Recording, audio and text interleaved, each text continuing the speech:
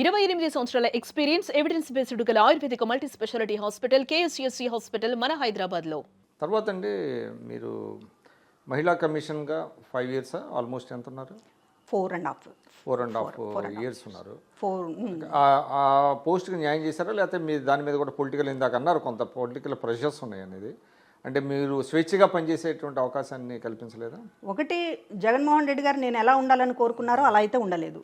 Women commission చైర్పర్సన్గా మొత్తం కూడా చంద్రబాబు గారి మీద పొద్దున్న లేస్తే రాజకీయమైనటువంటి దాడి చేయాలి అని చెప్పి ఆయన ఎక్స్పెక్ట్ చేశారు. ఆ రకంగా అందరూ కూడా సలహా ఇచ్చారు. ఆ రకంగా మాట్లాడమన్నారు. అసెంబ్లీ స్పీకర్ కూడా మాట్లాడుతున్నారు, మీరెందుకు మాట్లాడరు అనేటటువంటి ప్రెషర్ తీసుకొచ్చినా కూడా నేనైతే మహిళా కమిషన్ చైర్పర్సన్ ఎలా ఉండాలో, రాజ్యాంగబద్ధమైనటువంటి పదవి అది, ఖచ్చితంగా రాజకీయాలకు సంబంధించినటువంటిది కొంచెం బ్యాలెన్స్గా ఉండాలి అనేటటువంటి ఆ స్పృహతోనే వ్యవహరించాను. కానీ అదే సందర్భంలో ఇక్కడ ఉన్నటువంటి పొజిషన్ కూడా ఇవాళ మీలాంటి వాళ్ళు అర్థం చేసుకోవాలి. జగన్మోహన్ రెడ్డి గారికి సంబంధించినటువంటిది ఇక్కడ మార్కులు అనాలా, లేకపోతే దీనికి సంబంధించినటువంటి తలకాయలు ఉండాలా, లేవతి ఇవ్వాలా అనేటటువంటి లెక్కలు చాలా ఉంటాయి. ఏ రోజుకి ఆ రోజు ప్రోగ్రెస్ రిపోర్ట్ ఉంటుంది. ఏ రోజుకి ఆ రోజు దీనికి సంబంధించినటువంటిది వీళ్ళ పని విధానం, వీళ్ళు పని విధానం అంటే మానిటర్ చేస్తారా? మానిటరింగ్ ఏముండదండి, అంత ఆ సిస్టమ్ కూడా ఉండదు. ఇక్కడ పని విధానము అంటే ఏంటంటే నువ్వు ఎదుటోళ్ళని ఎంత బాగా తిడుతున్నావా లేదా, అంతే పని విధానం. మిగతాది సంబంధించి నీ తెలివితేటలు ఏంటి, నీ సమర్థత ఏంటి, లేకపోతే ఎంతమంది నువ్వు బ్యాలెన్స్ చేసుకుంటూ వస్తున్నావు, లేకపోతే మొత్తం కూడా ఇవాళ మహిళా కమిషన్ సంబంధించి మామూలు మహిళల్ని సంబంధించి ఎంత న్యాయం చేశావు, ఈ ప్రోగ్రెస్ రిపోర్ట్ ఏమీ పనికిరాదు. ఇక్కడ అవతల వాడిని తిడుతున్నావా లేదా, అసలు వైఎస్ఆర్సీపీలో పదవులు ఇచ్చేదే తిట్టడానికి చంద్రబాబు గారిని, లోకేష్ బాబుని అని అంటారు. ఖచ్చితంగా ఇప్పుడు చాలామంది చెప్పారు కదా, నువ్వు తిడితేనే నీకు సీట్లు అనేటటువంటిది కూడా నెక్స్ట్ ఎలక్షన్ అదే పద్ధతిలో తీసుకెళ్తామని కూడా చెప్పారు.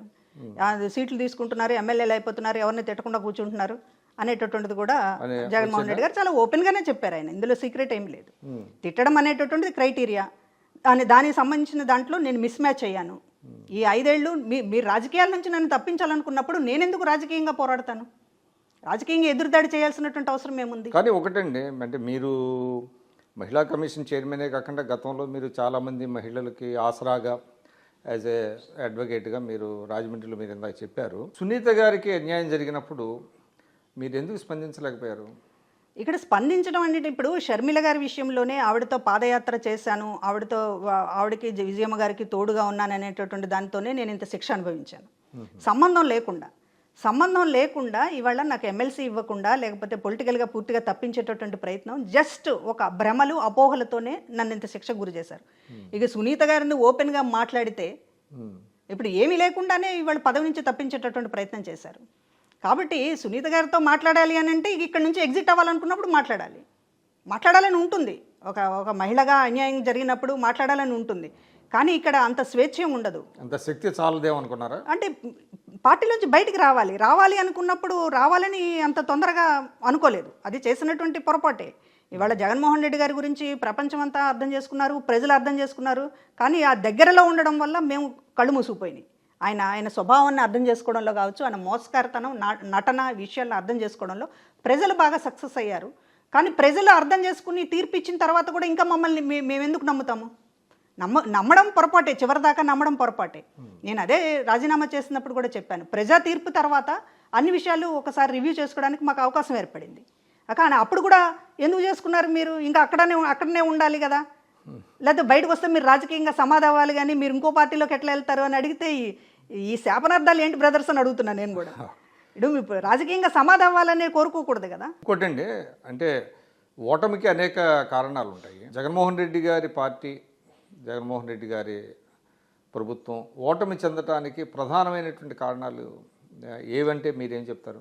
ఒకటండి, ప్రజలు ఇతన్ని నమ్మలేదా? నమ్మి తర్వాత దాంట్లోంచి బయటకు వచ్చారా? ముందు ఒక ప్రమాదకరంగా భావించారు. ఎందుకంటే నిజంగా నమ్మారు కాబట్టి ఆయనకి 150 మొదటిలో 2019లో అధికారంలోకి రావడానికి ఆయన ఖచ్చితంగా ఒక నాయకత్వం, మంచి నాయకత్వం చూపిస్తారనేటటువంటి నమ్మడం వల్ల, అదేవిధంగా ఆ రోజు ప్రకటించినటువంటి సంక్షేమ పథకాలకు సంబంధించినటువంటి ఆకర్షితం అవడం వల్ల ఒక డిఫరెంట్గా ఒక అవకాశం ఇచ్చి చూడాలి కదా, ఇంతకాలం రాజకీయాల్లో పోరాడుతున్నాడు కదా అనేటటువంటిది సానుభూతి, ఇది ఆయన ప్రజల దగ్గర వ్యవహరించినటువంటి పద్ధతి, ఇవన్నీ చూసి ప్రజలే కాదు, మేమే కాదు ప్రజలు కూడా నమ్మారు. ఒక మాయాలోకంలో నడిపించారు. కానీ ఎప్పుడైతే అధికారంలోకి వచ్చారు, ముఖ్యమంత్రి అయిన తర్వాత ఆయన అసలు స్వభావం అనేటటువంటి తెలిసింది. మరి అసలు స్వభావం తెలిసిన తర్వాత మీరు 5 ఏళ్ళు తర్వాత అయినా ఈ లోపైనా బయటకు రావాలి కదా అని చాలామంది అడుగుతారు. అసలు స్వభావం తెలుస్తున్నా కూడా ప్రజలు నమ్ముతున్నారేమోనని మేము భ్రమపడ్డాం. ఎందుకంటే మాట్లాడితే బటన్ నొక్కేటటువంటి కార్యక్రమం, ప్రతి డైరెక్ట్గా ప్రజలు బెనిఫిట్ అవుతున్నారనేటటువంటి అభిప్రాయం కల్పించడం ఇదంతా కూడా జరిగింది. నిజానికి చెప్పాలంటే ప్రజలకి లబ్ధి నేరుగా చేకూర్చడం అనేటటువంటిది ఇది ఒక కొత్త ప్రయోగం. ఆయన తీసుకొచ్చినటువంటి దాంట్లో ఇవాళ దేశంలో ఎక్కడ జరగనటువంటి కొన్ని ప్రక్రియలను చేశారు. కానీ ఇక్కడ జరిగింది ఏంటంటే, ఒక వీరప్పను ఎట్లా అయితే తన సామ్రాజ్యాన్ని కాపాడుకోవడానికి కొన్ని గ్రామాలని తనకు అనుకూలంగా ఎట్లయితే మార్చుకుంటాడో, వీరప్పన్ జోలికి వెళ్ళాలంటే వీరప్పన్ ఎక్కడ ఉంటాడో తెలుసు, వీరప్పన్ ఏం చేస్తాడో తెలుసు, ఎలా వెళ్ళాలో తెలుసు. కానీ వెళ్ళడానికి అక్కడ మధ్యలో ప్రజలు అడ్డుపడతారు. వీరప్పని కాపాడడానికి కోసం కొంతమంది ప్రాణాలు త్యాగం చేయడానికి కూడా సిద్ధపడతారు. ఆ మూడ్లోకి ప్రజలను తీసుకెళ్లాలని ఇక్కడ జగన్మోహన్ రెడ్డి గారు ఒక పథక రచన చేశారు. డైరెక్ట్గా బెనిఫిట్ స్కీమ్స్ అనేటటువంటిది బటన్ నొక్కాడు. 138 సార్లు నేను బటన్ నొక్కాను, మీరు 2 సార్లు నాకు బటన్ నొక్కండి, క్విట్ ప్రోకో చేయండి అని చెప్పేశాడు. Open call. అంటే మొత్తం 5 ఏళ్ల పాటు నువ్వు బటన్ నొక్కింది, చివరిలో 2 బటన్లు నొక్కించడానికి అనేటటువంటిది చాలా ఓపెన్. 5 ఏళ్ల పాటు ఓట్లు కొన్నాననేట కదా ఆయన చెప్పింది. కానీ దానివల్ల ఏమైందంటే ప్రజలు ఈయన పట్ల కన్సెంట్ అనేటటువంటిది, అంటే ఇప్పటిదాకా మనల్ని ఎవరు కూడా ఇంతగా సహాయం చెయ్యలేదు కదా అనేటటువంటి దాంతో నాకు కట్టుబడి ఉంటారు, ఖచ్చితంగా నాకే వేస్తారు, నేనే గెలుస్తాను అనేటటువంటి ఒక భ్రమలో ఉండిపోయారు. కానీ ప్రజలు ఏమనుకున్నారంటే, డబ్బులు ఇచ్చి మమ్మల్ని కొనుక్కోవాలని చెప్పి నువ్వు ప్రయత్నం చేశావు, డబ్బులు ఇచ్చి కొనుక్కునేటటువంటి ప్రయత్నంలో నువ్వు చాలా దోపిడీలు చేసావు అనేటటువంటి ప్రజలకు అర్థమైంది. వాళ్ళ కళ్ళ ముందు ఇసుక, వాళ్ళ కళ్ళ ముందు రోడ్లు, వాళ్ళ కళ్ళ ముందు మద్యం, వాళ్ళ కళ్ళ ముందు మైన్స్, గనులు ఎవరు తవ్వుకుంటున్నాడు, కొండలు ఎవరు తవ్వుతున్నారు, ఇసుక ఎవరు దోచుకుంటున్నాడు, ఇదంతా మొత్తం జగన్మోహన్ రెడ్డి గారికి డైరెక్ట్గా అందుతోంది అనేటటువంటిది ఎమ్మెల్యేలే చెప్తున్నారు. మాకేం లేదు అని వాళ్ళే చెప్తూ ఉన్నారు. కాబట్టి జనం గుణపాఠం చెప్పారు. వాళ్ళకి బటన్ నొక్కినందుకు వాళ్ళకి గుణపాఠం చెప్పలేదండి. బటన్ నొక్కామనేటటువంటి పేరుతోటి నాకు ఇచ్చాను, నాకు 10 రూపాయలు ఇచ్చాను అనేటటువంటి పేరుతోటి మొత్తం రాష్ట్రాన్ని దోచుకున్నావు నువ్వు జగన్మోహన్ రెడ్డి. నువ్వు అత్యంత ప్రమాదకరమైనటువంటి వాడు రాజకీయ నాయకుడివి. ఇప్పటిదాకా రాజకీయ నాయకులు ఎవరు ఇట్లా లేరు. ముఖ్యమంత్రి స్థానంలో ఉన్న వాళ్ళు ప్రధానంగా అసలు ఇట్లా ఉండరు. ఇది అత్యంత ప్రమాదకరమని భావించారు. అంటే ఎమ్మెల్యేలు ఈ దోపిడీలో భాగస్వామ్యం కాలేదంటారా? కొంతమంది కొన్ని చోట్ల వాళ్ళు వేరే దోపిడీలు, ఈ మెయిన్ ఏవైతే ఉన్నాయో శాండ్, లిక్కరు, లేకపోతే మైన్స్, ఇదంతా కూడా డైరెక్ట్. ఇది ఇంత కేంద్రీకరణ అనేటటువంటిది, ఇంత సెంట్రలైజ్డ్ దోపిడీ అనేటటువంటిది మనం ఏ మోడల్లో ఎక్కడ రాష్ట్రంలో ఏ దేశంలో చూడలేదు. మనం ఏ దేశంలో చూడలా, మన దగ్గర కూడా ఏ రాష్ట్రంలో చూడలా. కొత్త మోడల్ ఇంప్లిమెంట్ చేశాడు. అంటే ఆయన స్కెచ్, ఆయన మైండ్, ఆయన ఇంటలెక్చువాలిటీ అంతా ఈ 5 ఏళ్ళు పనిచేసిందంతా కూడా దీని మీద పెట్టారు. అందుకని సిస్టమ్స్ ఏవి పనిచేయాల. పార్టీ సిస్టమ్ లేదు, గవర్నమెంట్ సిస్టమ్ లేదు, ఏ డిపార్ట్మెంట్కి ఒక సిస్టమ్ లేదు. ఎందుకంటే ఈ గాడిని పెట్టాల్సినటువంటి ఆ రోల్ ఆయన పోషించలే. ఆయన చేసిందంతా కూడా కొత్త పోకడలు ఎట్లా పోవాలి దోచుకోవడంలో, దీనికి సంబంధించినటువంటి మొత్తం సెంట్రలైజ్డ్గా అందరి దగ్గర నుంచి 4 మనుషులను ఎలా పెట్టుకోవాలి, వాళ్ళ దగ్గర నుంచి ఎట్లా లాక్కోవాలి, వాళ్ళ కొంత చిల్లర ఎలా పడేయాలి, దీనికి సంబంధించినటువంటి ఒక బిగ్ స్కెచ్ వేయడం. ఎందుకంటే ఇప్పటిదాకా ఎవరు చేయలేదు కాబట్టి ఈయన క్రియేటర్ కదా, కాబట్టి చాలా టైం పెట్టాలి, చాలా హోంవర్క్ చేయాలి. సాయంత్రం 5 అయితే ఎందుకు ఆఫీస్ నుంచి ఇంటికి వెళ్తారు అని అంటే, మరి ఇవన్నీ ఎవరు ఎక్సర్సైజ్ చేయాలి? ఆయన ఒకడే కూర్చుని, లేకపోతే ఇట్లాంటి దీనికి సంబంధించినటువంటి ఒక లాబియింగ్ వాళ్ళని పిలుచుకుని దీన్ని ఎలా చేయాలి ఏంటి, ఇదే సరిపోయింది 5 ఏళ్ళు. అంటే కూడికలు తీసివేతలు బిజీగా ఉండేవాడా? అంతే కదా, అంతే అనుకోవాలి. ఎందుకు సిస్టమ్ దెబ్బతిన్నది ఇక్కడ? పార్టీ కార్యకర్తలను ఎందుకు పట్టించుకోలేదు, పార్టీ నాయకులను ఎందుకు పట్టించుకోలేదు?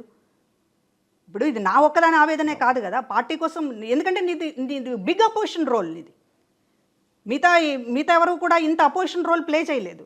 అపోజిషన్లో నానా కష్టాలు పడినటువంటి పార్టీ నీ నాయకత్వంలోనే జరిగింది. కార్యకర్తలు కానీ నాయకులు కానీ అన్ని రకాలుగా నష్టపోయినటువంటి పరిస్థితి తీసుకొచ్చింది నువ్వు.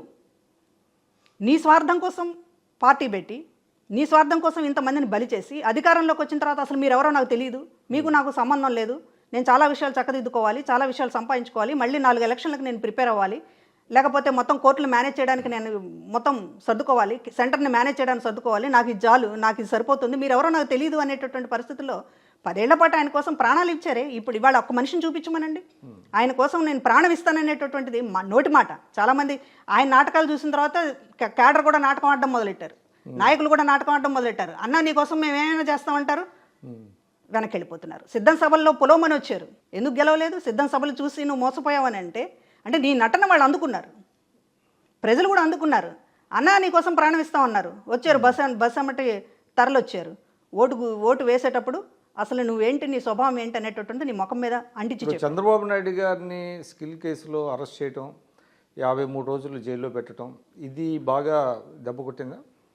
ఖచ్చితంగా దెబ్బ కొట్టిందండి. ఆ రోజున ఇప్పుడు సానుభూతి, అరెస్టు మీద సానుభూతి అనేటటువంటిది ఖచ్చితంగా ఉంటుందని తెలుసు, ఉండాలి కూడా. అరెస్టు ఇవాళ చంద్రబాబు నాయుడు గారు ఎందుకు ఆచితూచి వ్యవహరిస్తున్నారు? చేయలేక కాదు కదా, సానుభూతి రాకూడదు. ఇవాళ చేయలేక కాదు, అనేక స్కామ్లు అన్ని రెడ్ హ్యాండెడ్గా పట్టుబడుతున్నట్టు అంటే అనేక ఆధారాలు ఉన్నాయి. కానీ పొలిటికల్గా దెబ్బకొట్టడం, ఆయన చాలా పిలుపుని మాట్లాడుతున్నారు కూడా. 164 సీట్లు రావడం అంటేనే ప్రతీకారం తీర్చుకున్నట్లు. ప్రతీకారం అని అంటే జైల్లో వేయటము, ప్రజా తీర్పు, జైల్లో పెట్టడం, ఉరి తీయటము, లేకపోతే మొత్తం ఇంకా ఆస్తుల మీదకి వెళ్ళటము, ఇట్లాంటి పబ్లిక్లో కనపడేటటువంటి ప్రతీకారం అనేటటువంటి దానివల్ల రాజకీయంగా నష్టపోతున్నాం అనేటటువంటి అర్థమైంది కదా. ఇప్పుడు జగన్మోహన్ రెడ్డి గారు 5 ఏళ్ళు చేసింది అదే. ప్రతీకార రాజకీయాలని చాలా పీక్ స్థాయిలోకి తీసుకువెళ్లారు. దానివల్ల ప్రజలు సరైనటువంటి తీర్పు ఇచ్చారు కదా. ఆ తప్పు మనం చేయకూడదని వాళ్ళ కూటమి ప్రభుత్వం అనుకుంటోంది. ఆచితూచి వ్యవహరిస్తున్నారు. సరే, ఆ సందర్భంలో చాలామంది కోపతాపాలు ఉంటున్నాయి. వాళ్ళని వదిలేస్తున్నారు అనేటటువంటిది, ఉపేక్షిస్తున్నారు అనేటటువంటిది, చేత కావట్లేదు అనేటటువంటిది, ఈ జగన్మోహన్ రెడ్డి గారి లాగా వ్యవహరించట్లేదు అనేటటువంటిది, అనేక సమస్యలు ఎదుర్కొంటున్నారు, కాదండం లేదు. కానీ అంతిమంగా పొలిటికల్గా గెలవడం అనేటటువంటిదే మనం నిజమైన ప్రతీకారం అని అనుకొని చేయాలి.